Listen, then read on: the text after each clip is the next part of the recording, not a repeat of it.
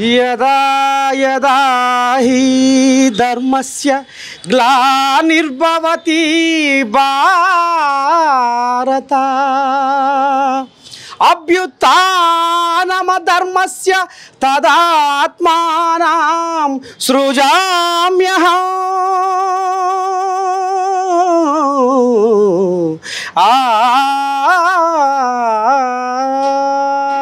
ఇక మరి ఆనాడు శ్రీకృష్ణుడు అర్జునుడితో ఏమన్నాడు? అధర్మము పెచ్చు పెరిగిపోతున్నప్పుడు ధర్మము అంతరించిపోతున్నప్పుడు నాకు నేనే సాకార రూపమున ఈ లోకమున అవతరింతును. యాదవ వంశంలో పుట్టిన శ్రీకృష్ణుడు ఇలా అదెందుకు ఇలా నరసయ్య తాత గుర్తు చేస్తుండ అంటే ఇలా అమ్మవారి సాక్షిగా జూబ్లీ హిల్స్లో ఏం కథ నడిచిందో ఎరికే. ఎక్కడెక్కడ కబ్జాలు, ఎక్కడెక్కడ రౌడీయిజం, ఎక్కడెక్కడ గుండాయిజం ఎవరు చేసిర్రు, ఎక్కడ కబ్జాలు, ఆఖరికి వస్తున్న కల్లా ఎల్లారెడ్డి గూడలో చదువుకునే బుడ్డ పోరగాళ్ళ బడి గది కూడా కబ్జా పెడుతందుకు కాలు ముందుకేస్తే కర్రు కాల్చి బాధ పెట్టిరు జనాలు. గనుకనే అవినీతి పాలన, దోపిడీ పాలన పోవాలని ఇలా నవీన్ యాదవ్ దోస్తులు, ఆయన క్లాస్మేట్లు, ఇలా ఆయన అనుచరులు ఈ రకంగా ఇలా అమ్మవారికి ఇలా పూజలో ఇలా అమ్మ ఇలా ధర్మాన్ని కాపాడు, న్యాయాన్ని బతికించు, సమాధి అవుతున్న సత్యాన్ని కాపాడు తల్లి. జూబ్లీ హిల్స్లో నవీన్ యాదవ్ లాంటి మచ్చలేని స్వచ్ఛమైన ఇటువంటి నాయకుడు వస్తే జనాల బతుకులు బాగుపడతాయి అని ఇలా నిండార్ల అమ్మవారిని మనసు నిండా కొలుసుకొని తలుచుకొని ఇగో ఈ రకంగా ప్రచారం చేస్తుర్రు. ఇక చూద్దాం బయటికి పోయినాక ఏంది ఏం కథ అనేది మనము రానసక్కని ముచ్చట్లన్నీ గల్లీ గల్లీలు తిరుగుతుంటే జనాలు కూడా ఏమంటారు ఏం కథ అనేది మనం విందాం. మీరు చూస్తూనే ఉండరు మన ఏఎన్ నేను తగ్గేదలే మీ నర్సయ్యతో రప్ప రప్ప రప్ప. ఇక మరి ఏం లేదు కానీ మీ అందరికీ ఎరుకున్న ముచ్చటే ఇలా యావత్ భారతదేశమే జూబ్లీ హిల్స్ మోకాల కన్ను పెట్టింది. ఇక ఇప్పుడు జూబ్లీ హిల్స్లో అవినీతి పాలన అంతం కావాలి, దోపిడీ పాలన ఖతమైపోవాలి అని కంకణం కట్టుకొని తిరుగుతున్నారు నవీన్ యాదవ్ అనుచరులు, ఆయన దోస్తులు. ఎందుకంటే ఇక మరి శాంతి లేదట. ఆ శాంతి రావాలంటే నవీన్ యాదవ్ రావాలనేది కంకణం కట్టుకోరు. చెప్తాత మరి ఇప్పుడు అవినీతి పోవాలి, దోపిడీ పోవాలి, కబ్జాల రాజ్యం పోవాలనేది కంకణం కట్టుకోరు. మరి ఆ కోళ్ళేమో సానుభూతి సానుభూతి అని సకదనం ముంగటేస్తున్నాయి తాత. మరి ఎట్లా చెప్తారు? ముందుగా ఫస్ట్ మన నవీన్ అన్న బడుగు బలిగిన వరగలకు ఆశాజ్యోతి మా నవీన్ అన్న. ఎందుకంటే యువ నాయకుడు, అంటే ఈ బస్సులో పుట్టినట్టు పెట్టి నవీన్ అన్న. ఏదంటే ఇప్పుడు ఆయన వస్తేనే మాకు కొన్ని పనులు ఉన్నాయి ఇక్కడ. మేము గత 10-15 సంవత్సరం నుంచి ఏ పని కాలే. రోడ్లు లేవు, లైట్లు లేవు, ఇక్కడ మనం బొందలాట అది సరిగా లేదు మాకు. ఇక్కడ ఉన్నటువంటి ఇదే యూసోడ బస్సి. ఇప్పుడు చిన్న ఇప్పుడు ఉంటుంది కదా, గరీబ్ వాళ్ళు ఉంటారు కదా, వాళ్ళకి చిన్న బర్త్డే చేసుకున్నామన్నా ఒక ఫంక్షన్ హాల్ చిన్నది. అలాంటిది ఇప్పుడు మాకు ఆశాజ్యోతి మా నాయన రావాలనే మేము ముందు కోరుకుంటున్నాం. దగ్గరుండి 60-70 వేల మెజారిటీతో మేము గెలిపించుకోవడం నాయననే దగ్గరుండి నేర్చుకున్నాం. ఇప్పుడు ఇంటికి ఇప్పుడు ఈరోజు కార్యక్రమం స్టార్ట్ చేసినామంటే ప్రతి ఇంటింటికి డోర్కి ప్రతి ఒక్కరు యువ నాయకులు అందరూ మాట్లాడి నవీన ఆయన చేసే ఉంటే కార్యక్రమాలు గిట్ట ఆయన పనులు చేసేయండి అన్ని ఆయన ముందు అంటే ఈ పనులు చేసిండు, ఈ విధంగా చేసిండు. కాబట్టి ఇప్పుడు ఆయన ఎమ్మెల్యే అయితే మాకు మంచిది కదా, మాకు మా బస్సీ వ్యక్తి ఆయన రావాలని మేము కోరుకుంటున్నాం. ఈ చోట బస్సే మెయిన్ పుట్టిన గడ్డ అయినది, నేలగడ్డ. చెప్పినా నువ్వు చెప్పు. నవీన్ యాదవ్ గెలుపు కోసం మరి నువ్వు ఏ రకంగా తనలాడుతున్నావు, నువ్వు ఏ రకంగా తారాడుతున్నావు, ఎట్లా చేస్తున్నావు ప్రచారం?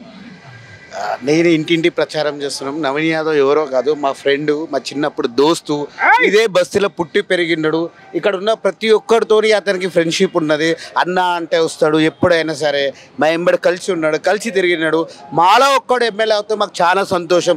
అందుకని మా టీంలో ప్రతి ఒక్కరు డే అండ్ నైట్ కష్టపడి ఆయన గురించి ఏ విధంగా కష్టపడాలో ఆ విధంగా కలిసి మేము బంపర్ మెజారిటీలో గెలిపించుకోవాలని మేము కోరుకుంటున్నాము. గెలుస్తాడని కూడా నమ్మకం ఉంది 100%.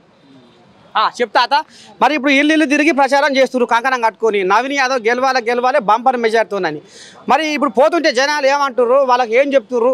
కేవలం ఆయన యువ నాయకుడు కాబట్టి ప్రాబ్లమ్స్ తొందరగా అర్థం చేసుకొని సాల్వ్ చేస్తాడు కాబట్టి ఆ పాయింట్ ఆఫ్ వ్యూలోనే ఆయనను ప్రమోట్ చేస్తున్నారు.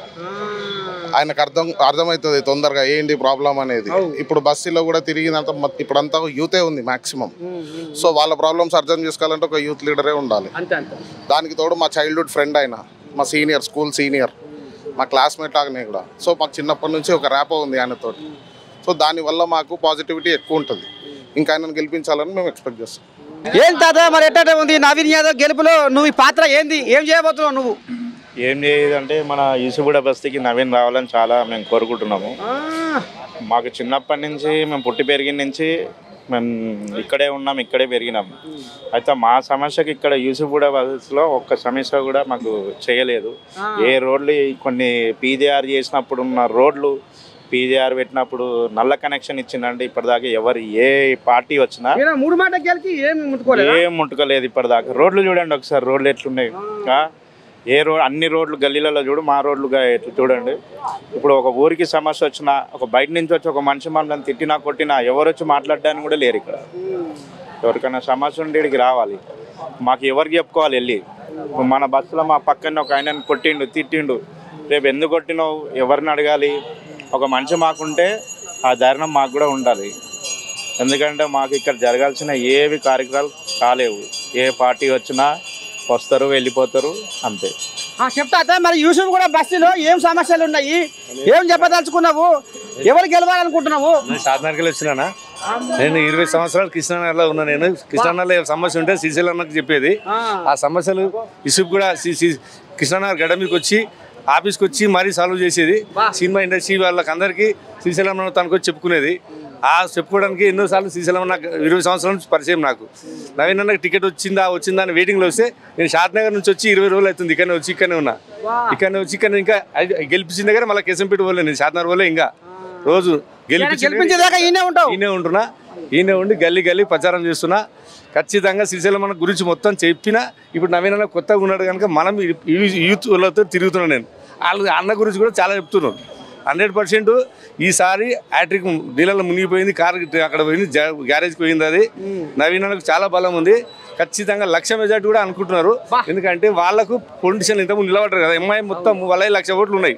వాళ్ళ 1,00,000 ఓట్ల మెజార్టీ ఖచ్చితంగా ఎంఐఎం వాళ్ళు నవీన్ అన్నకు ఫుల్ అండగా ఉన్నారు. మొన్న షేక్పేట పోయినాం, అక్కడ మొత్తం బ్రహ్మరథం పట్టేసిరు అందరు. అక్కడ మొత్తం నవీనన్న అని మొత్తం అక్కడ బ్రహ్మరథం పట్టిరంటే ఎంఐఎం వాళ్ళకు ఆయన సేవలు చూసుకున్నాడు ఇంతకుముందు. ఆ బలం ఉంది అన్నకు. అందుకనే ఎవరు చూసినా నువ్వు మీడియా వాళ్ళు ఎవరినన్నా అడుగు, నవీన్ అన్న 100% గెలుస్తాడు. మళ్ళీ ఎలక్షన్లో నువ్వు గెలిచినాక 14 తారీఖు నువ్వు ఉండు, నేను రక్తంతో తిలకం పెట్టుకుంటాను. నేను చూడు ఇది కథ. చెప్పే పెద్ద మనిషి ఎట్టడి సంగతి. నవీన్ యాదవ్ ప్రచారం ఏ రకంగా ముంగడిపోతుంది, జనాలు ఏ రకంగా ఆదరిస్తున్నారు, ఏంది కథ? నీ వంతు ప్రయత్నం ఏం చేస్తున్నావు? మేము నవీన్ యాదవ్ గెలిపించే న్యాయ ప్రయత్నం చేస్తున్నాము. 100% నవీన్ యాదవ్ గెలుస్తున్నాడు. 100% గెలుస్తున్నాడు. టీఆర్ఎస్ మాత్రం తట్టుకోలేక ఏదో చెప్తున్నారు. అన్ని ఏం బీకింది అది ఏదో చెప్తున్నారు, అన్ని రాంగు. నవీన్ యాదవ్ ఖచ్చితంగా గెలుస్తున్నాడు. 1,00,000 మెజార్టీతో గెలుస్తున్నాడు నవీన్ అన్న. నవీన్ యాదవ్ 100% గెలుస్తాడు. 1,00,000 మెజార్టీతో గెలుస్తాడు. మాకు కీసరికి వచ్చినాం, చీరలకి ప్రచారానికి వచ్చినాం అని చెప్పి మా ఫ్రెండ్ అవుతాడు నవీన్ యాదవ్. ఎట్లా ఎందుకు నవీన్ యాదవ్ గెలుపు ఖాయం అనేది ఎట్లా చెప్తున్నావు? డోర్ టు డోర్గా 3 సార్లు ఓడిపోయినందుకు సానుభూతి ఉంది. 2 సార్లు ఓడిపోయినందుకు సానుభూతితోనే కనీసారి గెలుస్తానని చెప్పాడు. అది నువ్వేమంటావు తాత? నవీన్ చేసే కార్యక్రమాలు మంచిగా ఉన్నాయి. పబ్లిక్లలో మంచిగా కార్యక్రమాలు శ్రీమత కార్యక్రమాలు చేసిండు. స్కూల్ ఎడ్యుకేషన్ గురించి దానికి డొనేషన్ చేయడం జరిగింది. అనాథ పిల్లలకి లేనిది ఏదో గుడిలో ఇక్కడ స్కూళ్ళ దగ్గర ఏవైతే లేవో అవి కనుక్కొని ఇప్పిడం జరగడం. ఇంకోటి ఏమన్నా అక్క చెల్లెళ్ళు వస్తుంటే వాళ్ళకి ఇంటికి వచ్చిన వాళ్ళకి ఏది కాదనకుండా చేయడం. ఆయన కావాల్సినంత ఆయన ఎంతవరకు చేయాలో అంతవరకు చేస్తాడు. ఇష్టాన్ని మాటిస్తాన్ని తప్పడు, చేసి పెడతాడు. పబ్లిక్లో బాగా తిరుగుతాడు. ప్రతి ఫంక్షన్కి మంచి చెడు అందరికీ అందుబాటులో ఉంటాడు. అందరికీ నేనున్నా, నా దగ్గరకు వస్తే నాకు చేతనైన హెల్ప్ నేను చేస్తాను ఖచ్చితంగా. మీరేం భయపడకండి, మీరేం బెంగ పెట్టుకోకండి. ఇప్పుడు ప్రచారంలో ఏం కాంగ్రెస్ ప్రభుత్వం ఏమన్నా డబల్ బెడ్రూమ్ ఇంకేమైనా ఎవరేమైనా కావాలంటే అన్ని సౌలభ్యం, డ్రైనేజ్, వాటరు, కొన్ని ప్రాబ్లమ్స్ చెప్తారు.